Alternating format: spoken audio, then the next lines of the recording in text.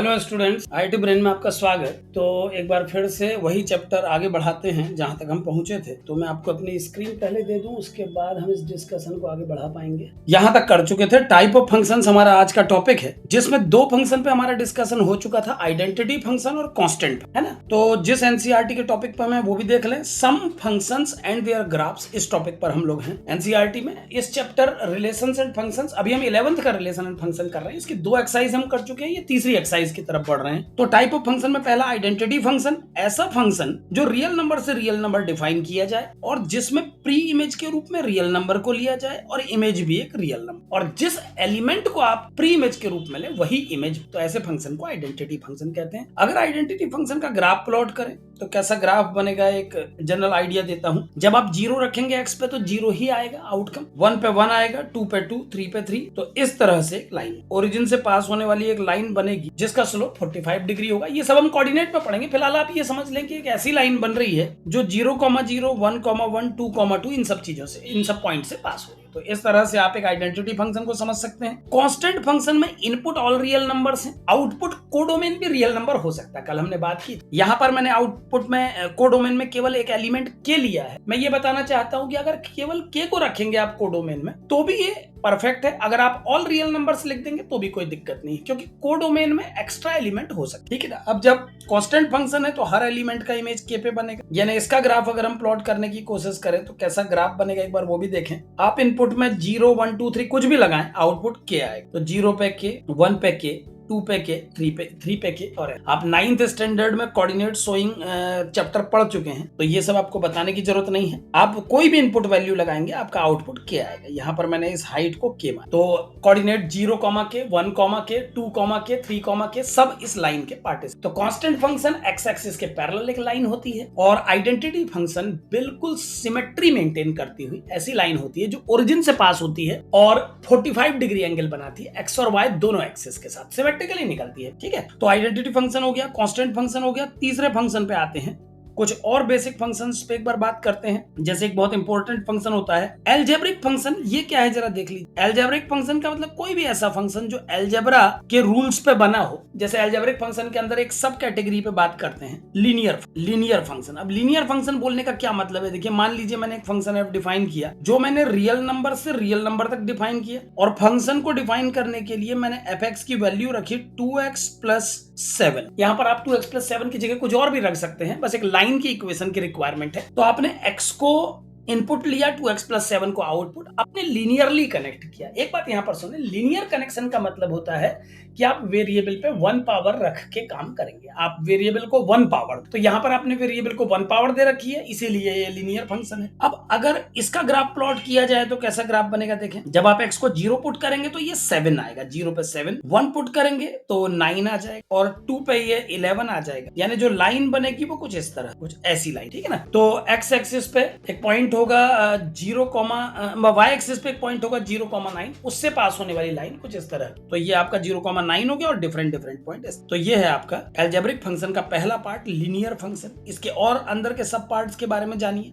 अभी हम केवल फंक्शंस के इंट्रोडक्शन को समझने की कोशिश कर रहे हैं कि कितने तरीके से एक फंक्शन को डिफाइन किया जाए और उसमें डोमेन और रेंज का क्या रोल है। अगला फंक्शन है F function from real number two real number, और इस बार हम एफ एक्स को लिखेंगे x² + 5x + 6, ठीक है ना। ये हो गया आपका क्वाड्रेटिक फंक्शन। बोलने का मतलब है ऐसा फंक्शन जिसके इनपुट में x हो और आउटपुट के रूप में x की 2 पावर डिपेंडेंसी। तो ये क्वाड्रेटिक फंक्शन हो गया। जब आप इसका ग्राफ प्लॉट करेंगे तो ये एक पैराबोला का शेप, अब पैराबोला का शेप लेगा, और ये सब बातें हम बाद में डिस्कस करेंगे जब हम कोऑर्डिनेट पे पहुंचेंगे।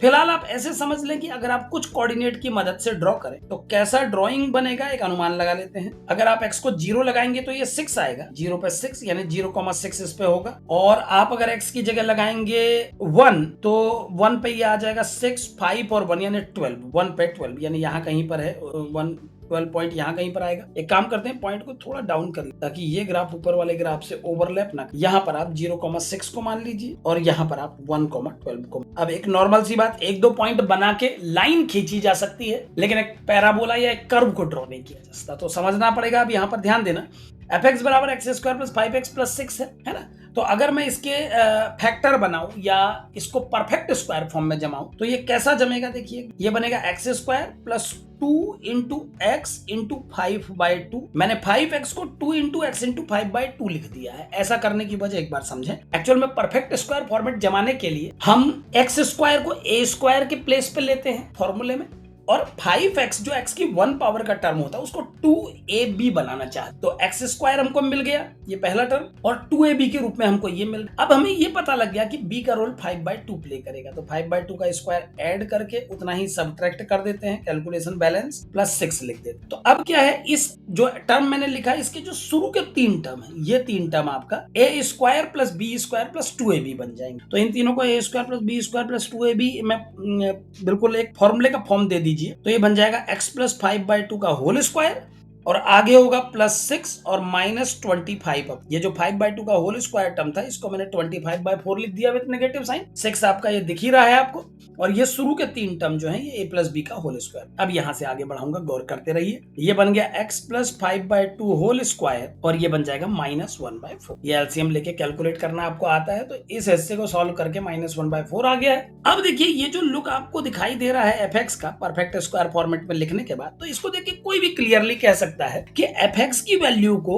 -1/4 से नीचे नहीं ले जाया जा सकता। आप देख पा रहे हैं क्योंकि ये टर्म परफेक्ट स्क्वायर है, तो परफेक्ट स्क्वायर टर्म कभी नेगेटिव नहीं होता। तो अगर आप इस टर्म को 0 भी बना डालेंगे तो -1/4 इसकी मिनिमम वैल्यू आई। तो ये जो क्वाड्रेटिक पॉलिनोमियल आपके सामने लिखा हुआ है, क्वाड्रेटिक फंक्शन आपके सामने लिखा है, इसमें इस टर्म को 0 करने पर ये -1/4 वैल्यू देगा। और ये टर्म 0 कब होगा, एक बार वो देख लीजिए। ये टर्म 0 कब होगा, जब x प्लस 5/2 0 बनेगा, और ये तब होगा जब x की वैल्यू -5/2 बनेगी। तो क्या नतीजा निकला सुने कि at x equal to -5/2 the function will become -1/4।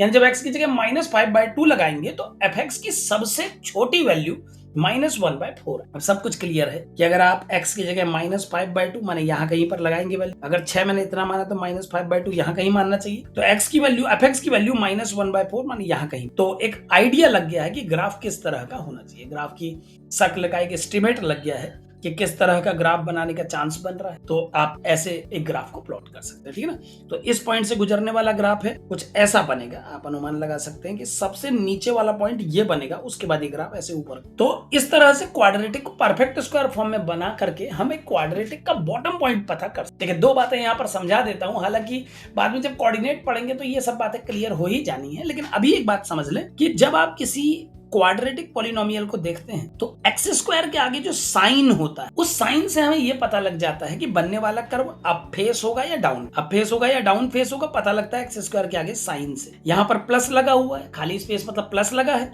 तो प्लस जिस एक्सप्रेशन में, जिस फंक्शन में प्लस लगा होगा एक्स स्क्वायर टर्म के आगे, उसका फेस ऊपर को होगा, इसीलिए इस ग्राफ का फेस ऊपर। दूसरी बात कि अगर आप इस टर्म को परफेक्ट स्क्वायर फॉर्म में जमा देते हैं तो इसको परफेक्ट स्क्वायर फॉर्म में जमा करके आप ये जज कर पाएंगे कि इसकी मिनिमम या मैक्सिमम वैल्यू, किसी केस में मिनिमम पता लगती है, किसी केस में मैक्सिमम। जैसे इसमें इसकी मिनिमम पता लगी -1/4, मैक्सिमम तो पता नहीं इसकी कहां तक चली जाएगी वैल्यू, लेकिन मिनिमम इसकी -1। तो ये ग्राफ ऐसा बना। एक सुधार और कर देता हूं क्योंकि आप कंफ्यूज नहीं होने चाहिए। ये जो 0,6 मैंने लिखा है, ये पॉइंट की लोकेशन ये नहीं होनी चाहिए, क्योंकि ये ग्राफ इस पॉइंट पे कट रहा है, तो आप इसे 0.6 मानिएगा। 0,6 वो अप टू स्केल नहीं है, इसलिए थोड़ा ऊपर नीचे हो जाता है, लेकिन जो जानकारियां मिली हैं उससे ये कंफर्म है कि -5/2 पे -1/4 इसका बॉटम था, -5/2 पे -1/4, और इसके अलावा इसका फेस ऊपर को था। तो मात्र इतनी जानकारी के बेस पर हमने जो 2-3 पॉइंट पता थे उनसे एक रफ प्लॉट बना। तो फिलहाल अलजेब्रा समझने के लिए, फंक्शन समझने के लिए एक 11th के स्टूडेंट को इतना बेसिक आइडिया होना चाहिए कि ग्राफ कैसा शेप ले सकता, ठीक है ना। इसी प्रकार cubical function, 4 power function, algebra में सभी प्रकार के फंक्शन। तो जब हम लोग फंक्शंस पढ़ेंगे, क्वेश्चन सॉल्व करेंगे, तो वहां इन सब की प्लॉटिंग होती है, ठीक है ना। फिलहाल हम सबका एक इंट्रोडक्शन ले रहे हैं। तो पहला फंक्शन हमारा है आइडेंटिटी फंक्शन fx बराबर x, दूसरा कांस्टेंट फंक्शन fx बराबर k, तीसरा अलजेब्रिक फंक्शन में linear function which contains 1 power in x, और क्वाड्रेटिक जिसमें x की 2 पावर इन्वॉल्व है। अगर आप खाली fx बराबर x² बोलेंगे तो वो भी क्वाड्रेटिक, उसमें x की सिंगल पावर का टर्म हम मान लेंगे 0x है और कांस्टेंट भी, तो x² को भी एक क्वाड्रेटिक। ऐसे x³ अगर होगा तो उसको क्यूबिकल फंक्शन माना जाए, है ना। अगर क्यूबिकल कैटेगरी में हम एक फंक्शन आप लोगों के सामने रखें तो क्या होगा, देखिए माना f एक फंक्शन है जो रियल नंबर से रियल नंबर डिफाइन है, और आपने फंक्शन को लिखा fx equal to X cube, ठीक है ना। तो ये क्यूबिकल फंक्शन हो गया। अब इसका प्लॉटिंग कैसे बनेगा गौर करें। For every x belongs to real number, तो एक्स की जगह 0 लगाने पर 0 आना इस बात का प्रूफ है कि ओरिजिन से गुजरे। और जब आप एक्स की जगह पॉजिटिव वैल्यू लगाएंगे 1 2 3, तो एक्स क्यूब आएगा 1 8 और 27। समझ गए होंगे आप। एक्स क्यूब 1 पे 1, 2 पे सीधे 8 और 3 पे सीधे 27। तो ऐसा घूमना है इस ग्राफ को पॉजिटिव से, ये बिल्कुल क्लियर है। और जब आप -1 -2 -3 लगाएंगे तो यही वैल्यू माइनस में आएंगी, -1 -4 -27। तो ऐसे तो कुछ इस तरह से ग्राफ बनेगा किसका, fx बराबर x। तो इसी प्रकार से और ग्राफ भी बना। तो फिलहाल आप फंक्शन के डिजाइन को, उसके बनने को समझें। बाकी मैथमेटिक्स में फंक्शन एक ऐसा चैप्टर है जो हर चैप्टर में आएगा, तो इसकी देर सवेर तैयारी हो ही जाए। ये सब चैप्टरों का बेसिक ही यही है। हर सवाल जब उठेगा, इनवर्स ट्रिगोनोमेट्री पढ़ रहे हैं तो भाई एक फंक्शन ही पढ़ रहे हैं, लॉग पढ़ेंगे एक फंक्शन पढ़ेंगे, पूरी ट्रिगोनोमेट्री एक फंक्शन है। तो जितने भी चैप्टर आप पढ़ने वाले हैं वो मोस्टली तो फंक्शन पे ही बेस्ड है। तो फंक्शन तो बार बार, अभी क्योंकि हम 11th के बिगिनिंग चैप्टर को पढ़ रहे हैं तो केवल फंक्शन का एक इंट्रोडक्शन, ठीक है ना। कैटेगरी चेंज करते हैं। अगला फंक्शन है, फोर्थ फंक्शन लेते हैं। फोर्थ फंक्शन के रूप में रखते हैं, पहला लिया हमने आइडेंटिटी, दूसरा कांस्टेंट फंक्शन, तीसरा अलजेब्रिक के अंदर लीनियर, क्वाड्रेटिक और क्यूबिक। इसमें लिख देता हूं मैं, रुकिए, इसमें क्यूबिकल फंक्शन लिख देता हूं, क्यूबिक फंक्शन। अब चौथी कैटेगरी जो हमने बनाई है उसमें हम रखेंगे ट्रिगोनोमेट्री और इनवर्स ट्रिगोनोमेट्री को नहीं रखेंगे, क्योंकि जब मैंने ये सिलेबस पूरा प्लान किया तो उसमें ट्रिगोनोमेट्री और इनवर्स ट्रिगोनोमेट्री आने ही वाले। तो यही सोच के किया था कि लॉग ट्रिगोनोमेट्री और इनवर्स ट्रिगोनोमेट्री भी फंक्शन है, तो उनको पढ़े बिना आगे बढ़ना मुश्किल था। ऐसे ही सीक्वेंस एंड सीरीज के कई फॉर्मूले होते हैं जो हर चैप्टर में लग जाते हैं, तो वो कुछ बिगनिंग चैप्टर होते हैं जिनको पहले करा देना हमेशा फायदेमंद रहता है। तो बिल्कुल आप निश्चिंत रहें, वो सारे टॉपिक पहले निपट, उनके पहले निपटने से हमको यही फायदा होगा कि वो सारे टॉपिक निपटे होंगे, तो हमारे फंक्शन का काम भी पूरा हो जाएगा और बेसिक फॉर्मूलों की जो रिक्वायरमेंट है वो भी हमारी पूरी, ठीक है ना। तो अभी मैं उन फंक्शंस को बता रहा हूं जिन पर कोई चैप्टर, जो फंक्शन तो है बट जिन पर कोई स्पेशल चैप्टर नहीं। तो लॉग पर एक पूरा लेसन है, ट्रिगोनोमेट्री पर पूरा लेसन है, इनवर्स ट्रिगोनोमेट्री पे पूरा, ठीक है। तो अभी फिलहाल मैंने जो बता दिए वो क्या थे, नहीं आइडेंटिटी फंक्शन, कांस्टेंट फंक्शन,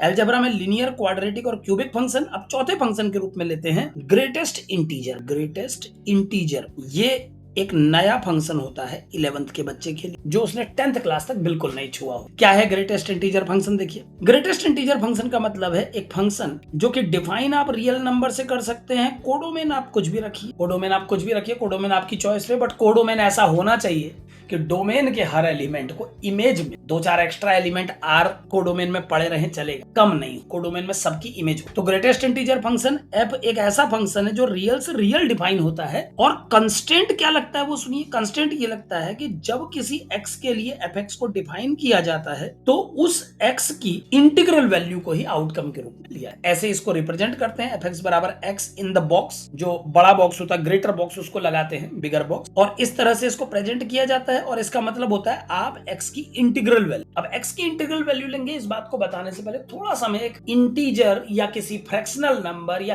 किसी भी रियल नंबर को कैसे लिखा जा सकता है उस पर बात करूंगा। इस टॉपिक को मैं रेड पेन से अलग से बता देता हूं। मान लीजिए x एक आर्बिट्रेरी नंबर है, तो इस दुनिया का कोई भी नंबर दो पार्ट से मिलकर बनता है, एक उसका इंटीग्रल हिस्सा और एक उसका फ्रैक्शनल हिस्सा। तो इंटीग्रल हिस्से को तो साहब बॉक्स में दिखाते हैं, अभी मैंने बता दिया। इंटीग्रल हिस्से को तो बॉक्स में शो करते हैं और फ्रैक्शनल हिस्से को शो करते हैं करली। ये जो फंक्शन है ये भी अगला, इसके बाद 5वां टॉपिक यही रखूंगा। इसको बोलते हैं लीस्ट इंटीजर, मतलब फ्रैक्शनल पार्ट फंक्शन, माफ कीजिए। लीस्ट इंटीजर फंक्शन भी एक टॉपिक है, वो उसके बाद। पहले ग्रेटेस्ट इंटीजर फंक्शन और फ्रैक्शनल पार्ट फंक्शन बताता हूं, फिर लीस्ट। तो किसी भी नंबर एक्स को आप एक्स इंटीग्रल और एक्स फ्रैक्शनल के रूप में लिख सकते हैं, ये रूल होता है। हर फंक्शन को इस तरह से दो टुकड़ों में लिखा जा सकता है। अब मैंने कह तो दिया, लेकिन बच्चे के दिमाग में सर कैसे क्या कह रहे हैं बताइए एक बार। इसका मतलब ये है, जैसे 1.7 को आप लिखोगे तो लिखोगे 1.7 का इंटीग्रल पार्ट प्लस 1.7 का फ्रैक्शनल पार्ट। और फिर आपने पूछा सर ये हो क्या रहा है, तो 1.7 का इंटीग्रल पार्ट यानी 1 और 1.7 का फ्रैक्शनल पार्ट माने 0.7। तो 1.7 को आप 1 प्लस 0.7 लिख, 1 प्लस 0.7 लिख सकते हैं। माइनस होगा सर, एक मिनट बेटे क्या बोलना चाहते हैं समझते हैं। तो 1 प्लस 0.7 बन गया। अब अगर मान लीजिए -2.3 को लिखना है तो -2.3 को भी आप लिखेंगे -2.3 का इंटीग्रल पार्ट और -2.3 का फ्रैक्शनल। मतलब कहने का मतलब क्या है, वो पहले उस पे आए। कहने का मतलब ये है कि कोई भी नंबर आप लिख रहे हैं तो इस दुनिया का कोई भी नंबर, चाहे वो इंटीजर हो, नेचुरल नंबर हो, फ्रैक्शनल नंबर हो, रेशनल नंबर हो, यानी कुल मिला के वो एक रियल नंबर हो। अगर वो रियल नंबर है तो उसे लिखा जा सकता है उसका इंटीग्रल पार्ट ये और उसका फ्रैक्शनल पार्ट। और इंटीग्रल पार्ट लिखने का मतलब है केवल उसका इंटीजर वाला हिस्सा नोट कर दी, और फ्रैक्शनल पार्ट लिखने का मतलब है केवल उसका फ्रैक्शनल पार्ट नोट। अगर नंबर -2.3 है तो -2.3 का भी इंटीग्रल पार्ट और फ्रैक्शनल पार्ट। अब क्या होगा -2.3 का इंटीग्रल पार्ट, समझे।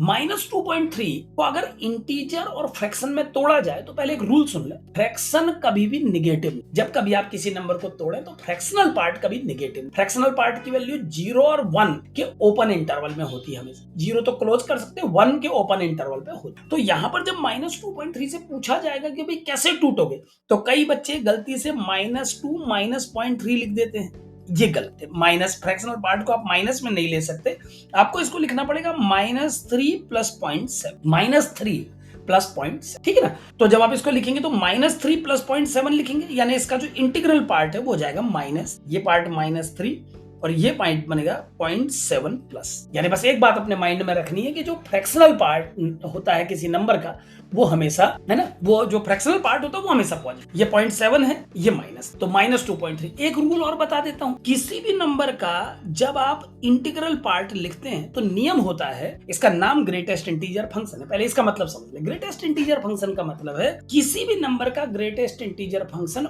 उस नंबर से छोटे जितने भी इंटीजर है उनमें सबसे बड़ा। यानी जब कोई मुझसे कहेगा सर 1.7 का ग्रेटेस्ट इंटीजर मतलब समझाइए एक बार क्या है, तो मैं क्या करूंगा, 1.7 से छोटे जितने इंटीजर इस दुनिया में सबको बुलाऊंगा, सबको इनवाइट करूंगा। 1 आया, 0 आया, -1, -2, -3, भीड़ लगा दी मैंने, सबको बोला 1.7 से छोटे सारे। और इस भीड़ में जो सबसे बड़ा है उसको बोला जाएगा ग्रेटेस्ट इंटीजर फंक्शन। छोटों की भीड़ में सबसे बड़ा है, इसीलिए इसका नाम ग्रेटेस्ट इंटीजर, ठीक है ना। ग्रेटेस्ट इंटीजर नाम इसलिए पड़ा क्योंकि छोटों की भीड़ में सबसे बड़ा। समझ गए बात को, छोटों की भीड़ में सबसे बड़ा। कई बार बच्चे बोलते सर नाम ग्रेटेस्ट इंटीजर तो इसका मतलब तो होना चाहिए सबसे बड़ा, तो तू बता दे फिर 1.7। अगर 1.7 से बड़ों की भीड़ लगाई होती बेटे तो फिर तो इस दुनिया में हर नंबर का ग्रेटेस्ट इंटीजर इन्फिनिटी ही हो जाएगा। तो नाम से कंफ्यूज ना हो, ग्रेटेस्ट इंटीजर फंक्शन का मतलब होता है छोटे इंटीजर्स में सबसे, छोटों में सबसे, ठीक है ना। जैसे HCF LCM में केस चलता है ठीक वैसे, तो 1 आ जाएगा इसका ग्रेटेस्ट इंटीजर पार्ट। -2.3 का जब लिखा तो अब देखिए -2.3 का जब कोई पूछे और उसमें ये लॉजिक लगाए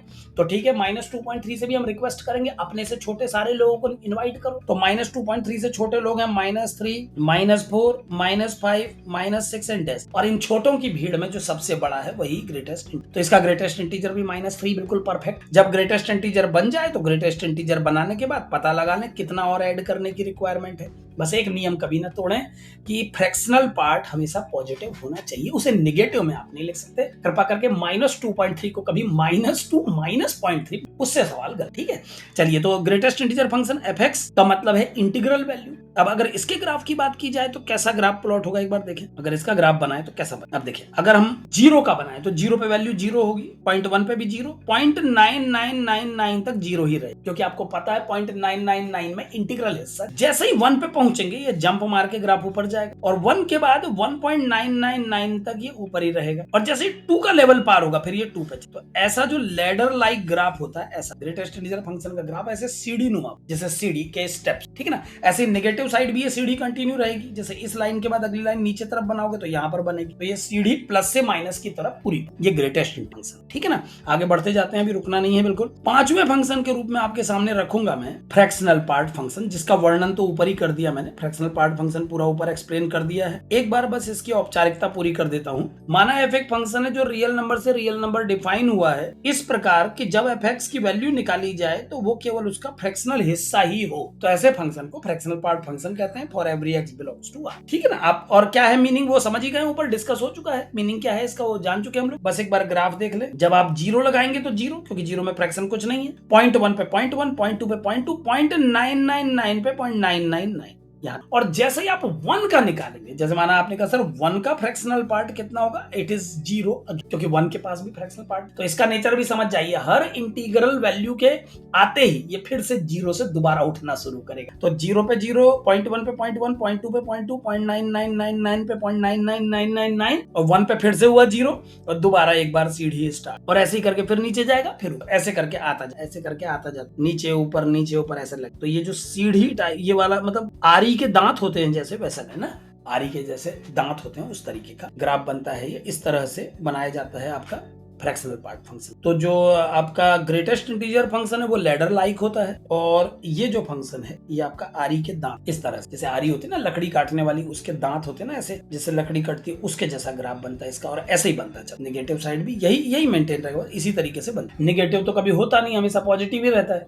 तो ऐसी लाइनें इस तरफ भी बनाइए, यहाँ पर ऐसे बनाते जाइए, और इस तरफ किसी का बनाने का मन है तो ये तो आपको पता ही कि सेम ही पैटर्न रहेगा, तो इस तरह से यह है fractional part. Fractional part function, greatest integer function, ये पूरा हो गया। अगले फंक्शन पे आते हैं लीस्ट इंटीग्रल फंक्शन। हालांकि इस पर कम बात करता है आईआईटी, ज्यादा बात नहीं करता है, लेकिन एक बार बता देता हूँ। लीस्ट इंटीजर फंक्शन के बारे में भी बता ही रहा हूँ, 2 बता दिए तो इसी के साथ तीसरा भी पूरा ही कर देता हूँ। लीस्ट इंटीजर फंक्शन का मतलब होता है जैसे ग्रेटेस्ट इंटीजर फंक्शन में छोटों की भीड़ में बड़ा ढूंढा था, लीस्ट इंटीजर फंक्शन में बड़ों की भीड़ में छोटा। लीस्ट इंटीजर क्या है देख लीजिए। एफ एक फंक्शन है रियल नंबर से रियल नंबर तक, और इस प्रकार है कि जब x की वैल्यू पूछी जाएगी फंक्शन से तो आंसर आएगा x। स्मॉल ब्रैकेट में दिखाते हैं लीस्ट इंटीजर फंक्शन को, और कैसे इसकी वैल्यू निकलेगी वो समझिए। मान लीजिए आपको 1.7 का लीस्ट इंटीजर वैल्यू निकालना है, तो 1.7 का लीस्ट इंटीजर निकालने के लिए आप क्या करेंगे, 1.7 से बड़े लोगों को इनवाइट करेंगे। कौन कौन आएंगे भाई, 2, 3, 4, 5 सारे आ रहे हैं, 6 आ रहा है, 7 आ रहा है। अब इस भीड़ में बहुत सारे लोग आ रहे हैं, सबसे छोटा जो है उसको इनवाइट, वो 2, तो 1.7 का लीस्ट इंटीजर वैल्यू 2। तो लीस्ट इंटीजर वैल्यू में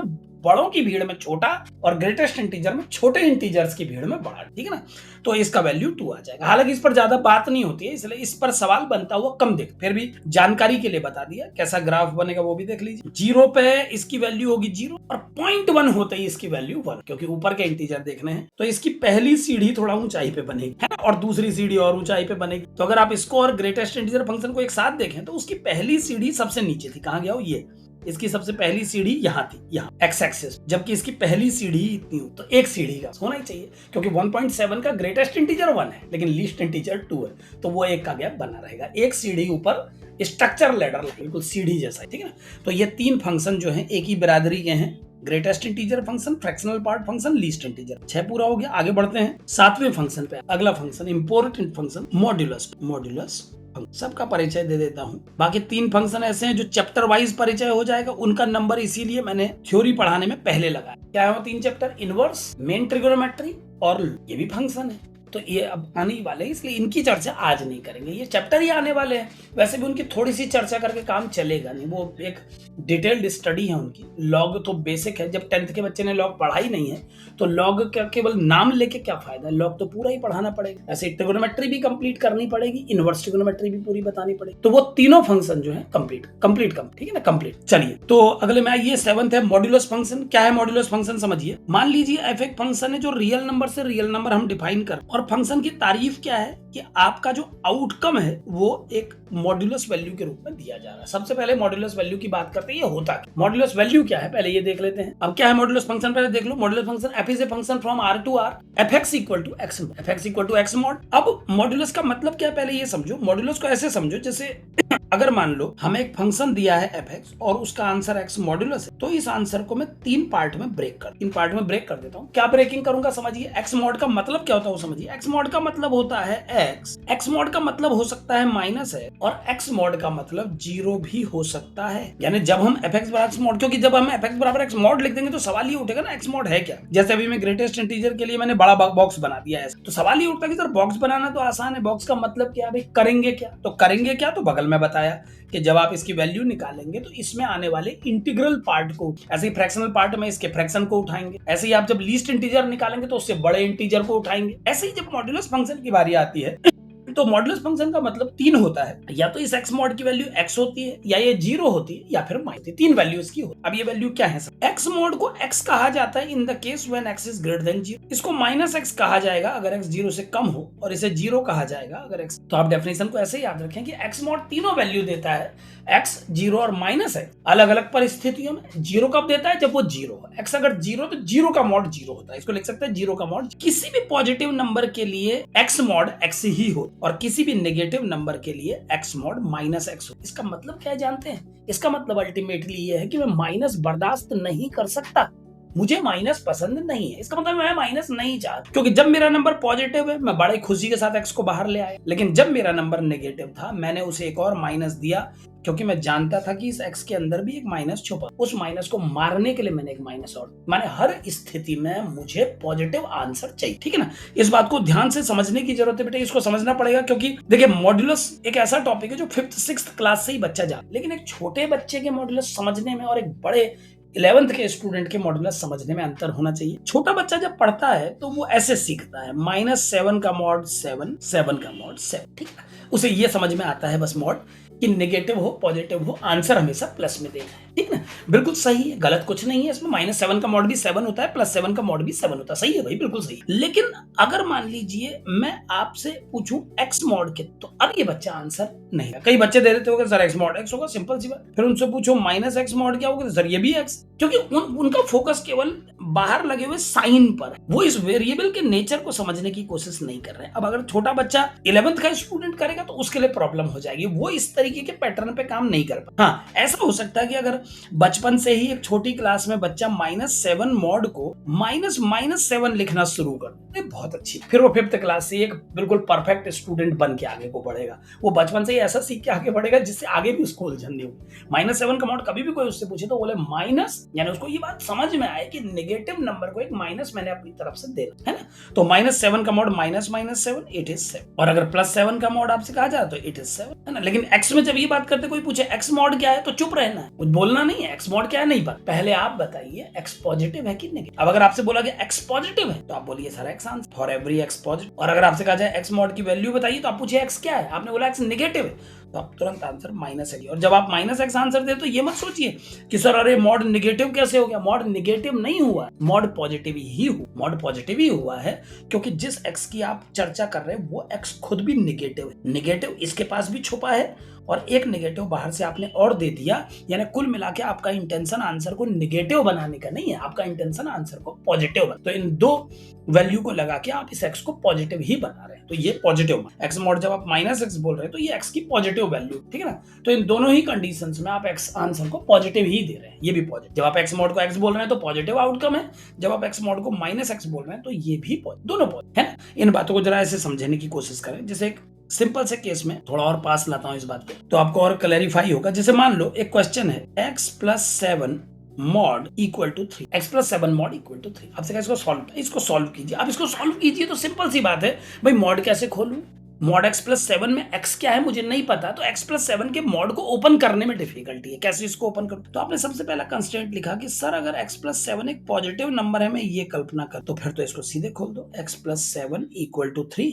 और x का वैल्यू आ गया -4, x का वैल्यू -4 आ गया। लेकिन पहले आपने ये कंडीशन अपने माइंड में सेट किया, आपने कहा सर अगर x + 7 पॉजिटिव है, मतलब आप एक प्रकार से प्रॉमिस कर रहे हैं कि सर मैं प्रॉमिस करता हूं x + 7 एक पॉजिटिव नंबर है, अगर x + 7 पॉजिटिव है तो मैं तुझे इजाजत देता हूं तू इसे मोड से बाहर निकाल ले, और तब वैल्यू -4 आ गई। अब जो आंसर आया है इस आंसर को एक बार इसमें रख के देखिए कि आपने जो प्रॉमिस किया कहीं झूठा प्रॉमिस तो नहीं है।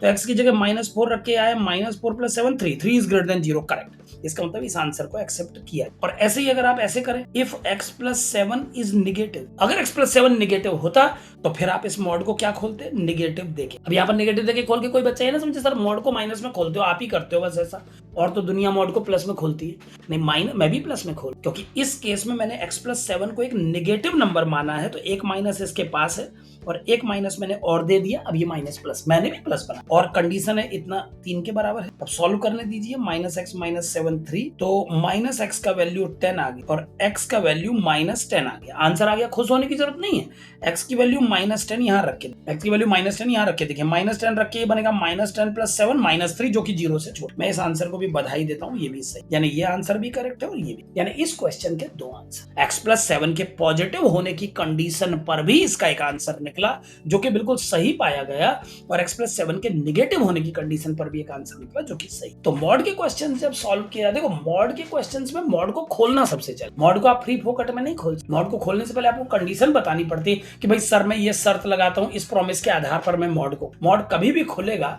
तो किसी कंस्ट्रेंट के साथ, तब आप क्वेश्चन को आगे, ठीक है ना। चलिए ये तो मॉड की बात हो गई। अगर ग्राफ बनाए तो कैसा ग्राफ बनेगा वो भी यहीं पर एक बार देख लेते हैं। मॉड का ग्राफ कैसा बनेगा, तो सिंपल सी बात है, जब मैं 0 लगाऊंगा तो इसकी वैल्यू 0 होती है, 1 पे 1, 2 पे 2, 3 पे 3, तो एक स्ट्रेट लाइन बनेगी जो बिल्कुल 45 डिग्री एंगल पे जाएगी। क्योंकि देखा जाए तो इसकी शक्ल बिल्कुल आइडेंटिटी फंक्शन के जैसी ही है, लेकिन बस अंतर इतना है कि जब x की जगह आप -1 लगाओगे तो आंसर -1 यानी +1 ही हो जाएगा, -2 लगाओगे तो +2 हो जाएगा, और -3 लगा +3, यानी इसका जो ग्राफ बनेगा वो ऐसा डाउन साइड बिल, इसके ग्राफ के 2 टुकड़े हो जाएंगे और दोनों पार्ट ऊपर को ही उठेंगे, नीचे को कोई हिस्सा। अगर ये आइडेंटिटी फंक्शन होता है इसकी जगह पे, तो आइडेंटिटी फंक्शन का ग्राफ एक तरफ ऊपर को और एक तरफ नीचे को जाता है। ये देखिए आइडेंटिटी बना हुआ है आपके लिए, इसी लाइन को आगे बढ़ाता तो ऐसा बनता है। आइडेंटिटी फंक्शन में पॉजिटिव साइड का हिस्सा पॉजिटिव साइड जाता है, नेगेटिव साइड का हिस्सा नेगेटिव। लेकिन जो ये फंक्शन हम पढ़ रहे हैं इसमें दोनों हिस्से पलट के, तो ये है आपका मॉड्यूलस फंक्शन, मॉड फंक्शन कहते हैं शॉर्ट में इसको। तो ये आपका मॉड्यूलस फंक्शन, ठीक है ना। अभी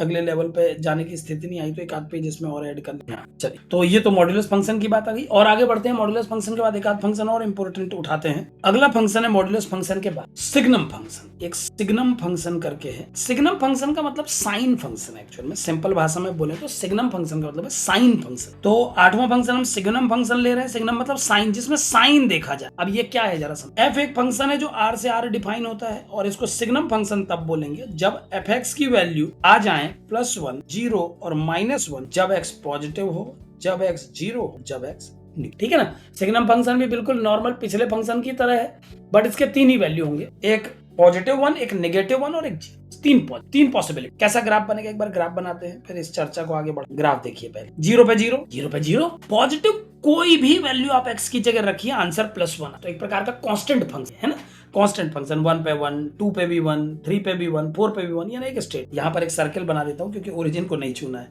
0 पे 0 है ना भाई। और दूसरा, जब माइनस वैल्यू लगाओगे तो किसी भी माइनस वैल्यू पे -1, तो यहाँ पर बहुत सारे पॉइंट मिला करके एक लाइन और यहाँ पर एक सर्कल। ओपन सर्कल लगाने का मतलब होता है कि इस बाउंड्री को छूने की हिम्मत में नहीं कर। अगर मैं एक जगह पे ओपन डॉट लगाता हूँ, एक सर्कल बना देता हूँ, तो इसका मतलब है सर दोबारा समझा दो जतिन भाई, कौन क्या चीज दोबारा समझाने को कह रहे हैं। मैं सिग्नम फंक्शन या कहां पर, किस टॉपिक पे बेटा एक बार बताइए, तब उस हिसाब से आगे बढ़ाऊंगा। तो अगर x पॉजिटिव है तो +1, अगर नेगेटिव है तो -1, और अगर 0 है तो 0। ये +1 लगाने पर, मतलब कोई भी पॉजिटिव नंबर लगाने पर आंसर देखिए 1। कोई भी पॉजिटिव नंबर लगाया आंसर 1, कोई भी नेगेटिव नंबर लगा रहे हैं आंसर -1 आ रहा है, और 0 पर बस इसकी वैल्यू 0। जब डार्क डॉट लगाया जाता है इसका मतलब वो वैल्यू है, और ओपन सर्कल लगाया जाता है तो इसका मतलब वैल्यू नहीं है, इस बाउंड्री को कंसिडर नहीं। और वैसे भी नहीं करना चाहिए, क्योंकि एक फंक्शन में एक ही जगह पे 3 वैल्यू थोड़ी सेलेक्ट करोगे, एक ही करोगे ना, तो ओरिजिन ऑलरेडी सेलेक्टेड है, तो ऊपर नीचे सेलेक्ट कैसे। तो ये ऐसा, ठीक है ना। एक बच्चा कोई टॉपिक दोबारा रिवाइज करने को बोल रहा है, आई थिंक मॉड्यूलस फंक्शन की बात कर रहा है। मॉड्यूलस फंक्शन ही यहाँ पर एक ऐसा फंक्शन डिस्कस हुआ है। मॉड्यूलस फंक्शन पे एक बार और बात कर लेंगे। देखिए मॉड्यूलस फंक्शन ऐसा फंक्शन है जिसमें आप आउटकम हमेशा पॉजिटिव, ठीक है ना।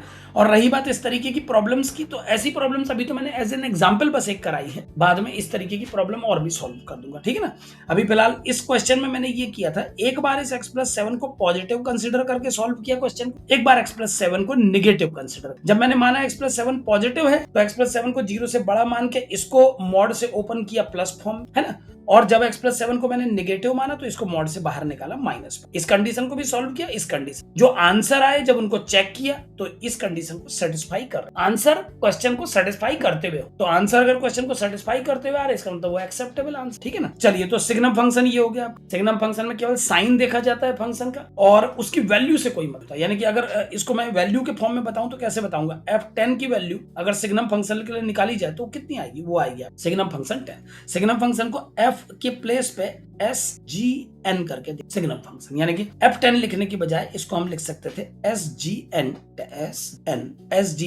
सिग्नम। तो SGN मतलब साइन फंक्शन हुआ एक प्रकार से, SGM signum and suffix, SGN भी लिख सकते हैं, कोई नहीं, वो नोटेशन में क्या रखा है। तो SGN 10 = 1, SGN 20 = also 1, और यही दूसरी ओर अगर आप SGN निकालेंगे -3 का तो वो -1, और अगर आप SGN निकालेंगे 0 का तो वो 0, है ना। तो डिफरेंट वैल्यू, पॉजिटिव वैल्यू के लिए +1, नेगेटिव वैल्यू के लिए -1 और 0 के लिए 0, ये सिग्नम फंक्शन का out. Signum function, modulus function, इसके अलावा least integer, fractional part, greatest integer, और algebraic function, constant function, identity function, ये हैं 7-8 इंपॉर्टेंट फंक्शंस जो trigonometric function, inverse trigonometric function और लॉग के अलावा जरूरत पड़ती है, क्योंकि जब हम क्वेश्चंस करते हैं तो इन सारे फंक्शंस की हमको रिक्वायरमेंट, ठीक है ना, सारे फंक्शंस की हमको रिक्वायरमेंट। तो इतने फंक्शन हैं जिनको हम उन्हें सीखना होगा। इसके बाद हम फंक्शन के फीचर्स पे काम करेंगे। फिलहाल इतना आप एक बार रिकॉलिंग करें ये चीजें, एक बार और देख लें वीडियो में। अगर किसी का ने ऑर्डर में पूरा नहीं देखा तो एक बार पूरा देखें, इतने फंक्शन को देखें। देन अगला जो चैप्टर आ रहा है वो लॉगरिथमिक फंक्शन है। तभी मैंने 12th का जो रिलेशन एंड फंक्शन है, जिसमें हम मेंस के आए क्वेश्चंस पे भी डिस्कस करेंगे, वो मैंने लॉग के बाद रखा। पहले हम लॉग को कंप्लीट कर लेंगे, तो उस सीट में लॉग से रिलेटेड कोई क्वेश्चन अगर आता है तो हम उसमें डिस्कस करें। जैसे पहले लॉगरिथम निपटेगा, लॉगरिथम के बाद हम 12th का रिलेशन फंक्शन, जो पूरा सिलेबस बना है उसमें 11th 12th के चैप्टर पूरे जम्बल, ठीक है ना। चलिए, तो ये तो हो गया आपका सारे प्रकार के फंक्शंस के बारे में। अब एक चीज और समझें, ऑपरेशंस जो है फंक्शंस पे, एक बार उसको भी रफली बता देता हूं। Operations on function, operations on function ये क्या चीज है, जरा जल्दी जल्दी समझिएगा। ऑपरेशन ऑन फंक्शंस का मतलब है, अगर एक फंक्शन f डिफाइन किया जा रहा है real number two real number मान लीजिए, और एक फंक्शन g डिफाइन किया जा रहा है रियल नंबर टू रियल, है ना। तो जब हम दो फंक्शन के एडिशन की बात करते हैं f प्लस जी, तो f प्लस जी एक्स fx प्लस जी एक्स के ही इक्विवेलेंट, इसको कहते हैं एडिशन ऑफ फंक्शन। जब दो फंक्शन को सेम डोमेन और सेम कोडोमेन के लिए डिफाइन किया जाता है, तो उनके एडिशन का अर्थ होता है उन दोनों फंक्शंस का। f प्लस जी एडिशन है, एडिशन ऑपरेशन है फंक्शंस में, और इसके outcome value fx plus gx के बराबर। इसका मतलब क्या हो मैं बताता हूं। जैसे मान लो एक फंक्शन है fx बराबर 2x प्लस 3 और दूसरा फंक्शन है gx बराबर x स्क्वायर प्लस 1, तो अगर f प्लस gx पूछा जाएगा तो इसका अर्थ fx प्लस gx ही होगा। यानी आप सीधे सीधे 2x प्लस 3 में x स्क्वायर प्लस 1 को ऐड, तो दो फंक्शन का एडिशन दोनों फंक्शंस की वैल्यूज का एडिशन ही है। जब आप दो फंक्शंस को ऐड करते हैं तो इसका मतलब आप उनकी इमेजेस को, उनकी फंक्शनल वैल्यू को ऐड, ठीक है ना। तो ये f प्लस जी एक्स बराबर एफ एक्स प्लस जी, ठीक है। ऐसे ही दो फंक्शन का जब आप सब्ट्रैक्शन करते हैं f माइनस जी, तो वो एफ एक्स माइनस जी एक्स के इक्विवेलेंट। ऐसे ही मल्टीप्लीकेशन में जब आप f इंटू जी एक्स सॉल्व करते हैं तो वो एफ एक्स इंटू जी एक्स से दिया जाता है। और डिवीजन में जब आप f अपॉन जी एक्स, f अपॉन जी, यहाँ पर आप ये मान सकते हैं कि ये जो चार मैंने नंबर टर्म लिखे f प्लस जी, f माइनस जी, f इंटू जी और f बाई जी, ये चार नए, असल में दो फंक्शन जब कंपोजिट होंगे तो उनसे एक नया फंक्शन बनेगा ना। तो एफ एक्स और जी एक्स अगर दो फंक्शन है तो ये चार नए फंक्शन है, प्लस जी, एफ माइनस जी, एफ इंटू जी, एफ डिवाइड, है ना। अब बात उठती है कि सर नए फंक्शन है तो इनका मीनिंग क्या है। तो एडिशन करके जब दो फंक्शन का ऐड किया जाता है तो उसका मतलब उनकी फंक्शनल वैल्यू का एडिशन। ऐसे सब्ट्रैक्शन का मतलब है उनकी फंक्शनल वैल्यू का सब्ट्रैक्शन। ऐसे मल्टीप्लीकेशन में और डिवीजन का अर्थ भी है एफ एक्स अपॉन जी एक्स। बस शर्त इतनी है कि डिवीजन में जी एक्स नॉन जीरो, डिवीजन में जी एक्स को नॉन, अगर आप डिनोमिनेटर पे जी एक्स बराबर जीरो लिख देंगे तो वो अनडिफाइंड हो जाएगा, इसलिए जी एक्स नॉन जीरो होना चाहिए, तो डिवीजन को भी डिफाइन किया। तो ये है फंक्शंस पे काम करने वाले ऑपरेशन, ठीक है ना। तो अगली जो एक्सरसाइज हमारे सामने आएगी जिसको हम कल स्टार्ट करेंगे, उसमें ऑपरेशंस, फंक्शंस के टाइप और फंक्शन की डेफिनेशन पर बेस्ड प्रॉब्लम, ऐसे क्वेश्चंस होंगे जो इन सब पर बेस्ड, ठीक है। चलिए, तो अगली क्लास कल सेम टाइम 7:30 पे स्टार्ट करेंगे।